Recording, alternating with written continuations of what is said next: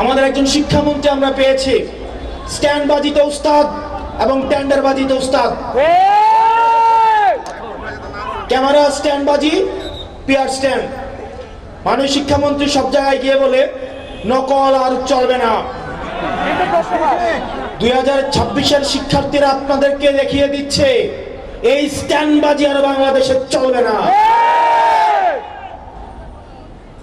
হাঁটু সমান পানিতে, বুক সমান পানিতে 2026 সালের এইচএসসি পরীক্ষার্থীদের আপনি ডুবিয়ে ডুবিয়ে আপনি পরীক্ষা দিতে বাধ্য করেছেন। এবং একটা পরীক্ষার প্রশ্ন আপনি প্রণয়ন করেছেন। আপনি পরীক্ষার প্রশ্নের মধ্যে 2টা সৃজনশীলে আপনি ভুল দিয়ে রেখেছেন। একটা পরীক্ষার্থীর তখন মানসিক অবস্থা কি ধরনের হয় একবার চিন্তা করেন। সে যখন দেখে প্রশ্নপত্রে ভুল, সে যখন নিজে চেষ্টা করে পরীক্ষায় উত্তর মিলানো, পরীক্ষা দিয়ে এসে হয়তো বুঝতে পারে প্রশ্নপত্রে ভুল, সে যখন উত্তর মিলাতে পারে না, তখন পরীক্ষার মধ্যে কি ধরনের মানসিক অবস্থা তৈরি হয় একবার চিন্তা করেন। আপনারা একবার দুঃখ প্রকাশের প্রয়োজন বোধ করলেন না, বরং এই শিক্ষার্থীদেরকে আপনারা বলছেন মাদকাসক্ত। এই শিক্ষামন্ত্রী, আপনি যাদেরকে ফার্মের মুরগি বলছেন, এই ফার্মের মুরগিরা রাস্তায় এসেছে বলে আজকে শিক্ষামন্ত্রী হয়েছেন। এই ফার্মের মুরগিরা রাস্তায় নেমে এসেছে বলেই শিলং থেকে এসে সংবিধান বিশেষজ্ঞ হয়েছে। এই ফার্মের মুরগিরা রাস্তায় এসেছে বলেই আজকে লন্ডন থেকে এসে বাংলাদেশের প্রধানমন্ত্রিত্ব করছে।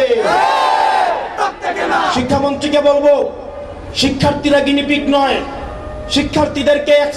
শিক্ষার্থীদেরকে নিয়ে এক্সপেরিমেন্ট বন্ধ করুন। কিছুদিন পর পর একটা জিনিস ইচ্ছা হয়, আপনারা সেটা তাদের উপরে চাপিয়ে দেন, শিক্ষার্থীদের উপরে চাপিয়ে দেন। এই শিক্ষার্থীদের আপনাদের এক্সপেরিমেন্টাল টুল না, যে যখন ইচ্ছে তাদেরকে নিয়ে এক্সপেরিমেন্ট করবেন, এক্সপেরিমেন্ট ফেল করলে আবার সে এক্সপেরিমেন্ট তুলে নেবেন। কারণ আপনাদের সন্তানরা দেশে পড়াশোনা করে না, আপনাদের সন্তানরে আপনারা বিদেশে রেখে পড়াশোনা করান। পরের সন্তানদেরকে রাস্তায় রেখে রাজনীতি করাবেন, পরের সন্তানের ভবিষ্যৎকে নষ্ট করবেন, পরের সন্তানদেরকে নিয়ে এক্সপেরিমেন্ট করবেন। এই বাংলাদেশ নিয়ে এক্সপেরিমেন্ট আর আমরা আপনাদেরকে করতে দিব না। নগদ নিয়ে এলো হার না মানা হার অফার।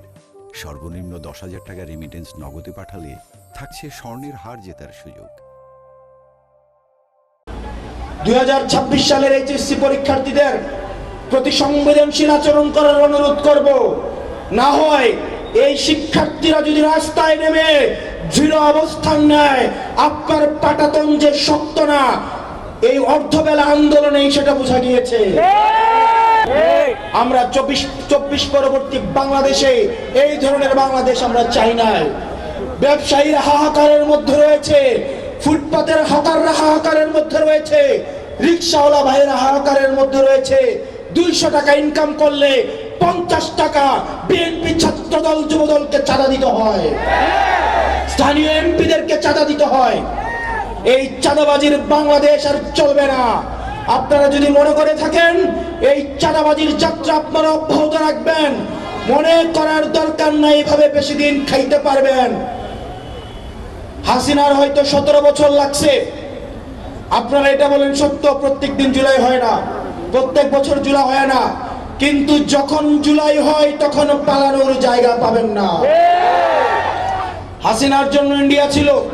আপনারা বলেন আপনারা বাংলাদেশ পন্থী দল, আপনাদেরকে আমাদেরকে ইন্ডিয়াও নিবে না, পাকিস্তানও নিবে না, আমাদেরকে এই দেশের মধ্যেই থাকতে হবে। এবং আমরা যদি জনগণের আকাঙ্ক্ষার বিরুদ্ধে যাই, জনগণ আমাদের রাস্তার মধ্যে আমাদের বিচার করবে।